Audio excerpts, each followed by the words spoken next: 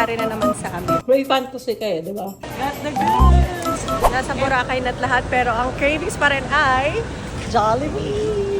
Super cravings. One of my favorites here is the Jolly Spaghetti. One spaghetti lang po. Let's go, wait. Ang trip niya daw ay, ano trip mo ngayon? KFC. Nantay na lang namin yung order ko. In-order ko lang naman is Jolly Spaghetti. Pero may araw talagang magkikrave ka ng Jollibee, KFC, McDo, anything, mga favorite namin. Wow, let's go. Thank you. Got the goods. Let's go! On to our next. Dito na kami sa may front beach. Hinahanap namin yung KFC. Pero may nakita kami dito, Inasal, Chowking, and Jollibee. At one na sa may Mandarin-ness. Ganito ba naman kaganda yung lalakaran mo eh. Tapos may view ka ng Boracay. Gaganahan ka talaga maghanap ng kainan. Hanggang Bora, susunod na natin yung KFC. Hanggang Bora, KFC. Parang ang sarap ng duo steak. Oh, ayun o, zinger. Cravings niya wala. Grabe na sold out dito ng chicken. Guys, may nangyari na naman sa amin, no? Muntik na kami umuwi ng walang credit card, ng walang debit card, and walang cash ng dahil dito. Ano? Bakit?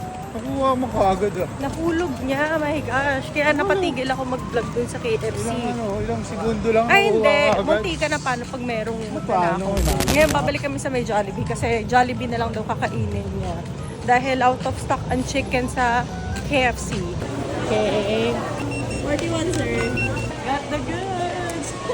Sayang lang ng oras. Nagsayang lang kami ng oras. Sana dumiretso na lang kami ng order dito ng lahat ng gusto namin. Sana kami kumain. Yes. Nandun na sana kami sa may hotel.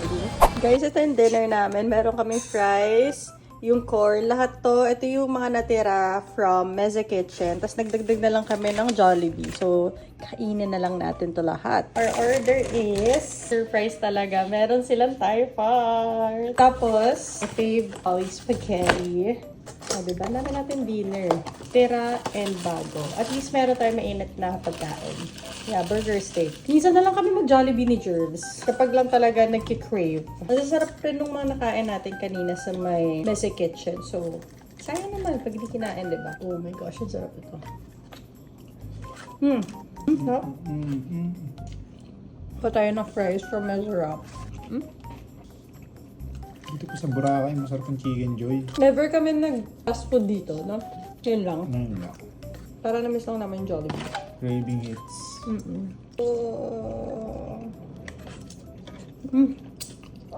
Tapos ito rin yung trip namin na wala kami masyadong kiniinan. Super limited lang yung food. Kasi super nabubusog kami dun sa mga pinagkainan namin lahat. Meze Kitchen. Kanina pa siya pero tingnan nyo. Looks yummy pa rin. Lambot pa rin. Top. Kebab. Ahap. Top. Tuna. Ito yung favorite ni Jules doon. Masarap na tuna. Hop. Nabali yung kutsara.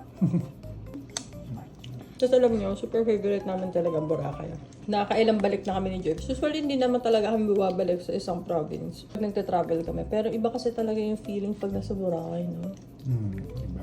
Pag nasa Boracay ka, parang ang light-light lang ng lahat, parang masaya lang. Yun nga lang, ang mahal talaga. Mahal ng mga bilihin dito. Compare sa Manila, ha? Malayo kasi tinatravel pa nila, tapos binabangka pa. So, everything is in-outsource pa. Kaya mahal. Kumbaga yung cost, papunta pa lang, mahal na. Ang sarap ng pwede. Tinanong namin yung isang staff dun sa Red Wheel. Sabi ko, kuya, ano feeling ng dito sa Boracay nakatira? Sabi niya, mahirap. Tapos sabi ko, bakit? Sabi niya, mahal bilihin eh. Tapos alam nyo ba, dito sa Boracay, 75 pesos sa isang galon ng tubig. Sa atin, 20 lang yun eh. Sabi no? Makakabili ka ng 5 liters na tubig na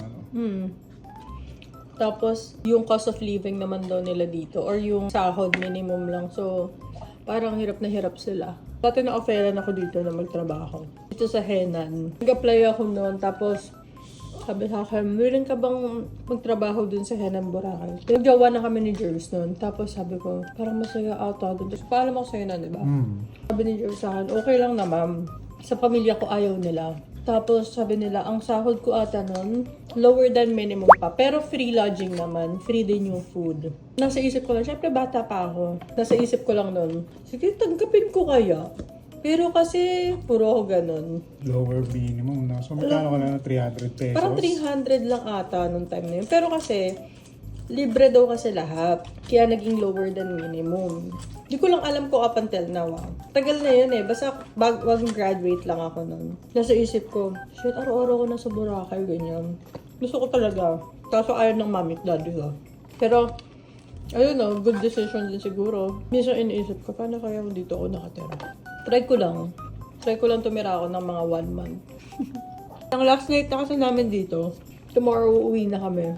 Nangyari energy ang birthday boy. Are you happy naman na birthday mo today? Sa Chicken Joy pa. No. May fantasy ka eh, di ba? Yung mananood ka ng movie, tapos may isang bucket ka ng chicken. Fantasy ni Jules yun. Tapos kaganon lang siya ng gaganon. Tapos wala siyang... Puro drumstick lang.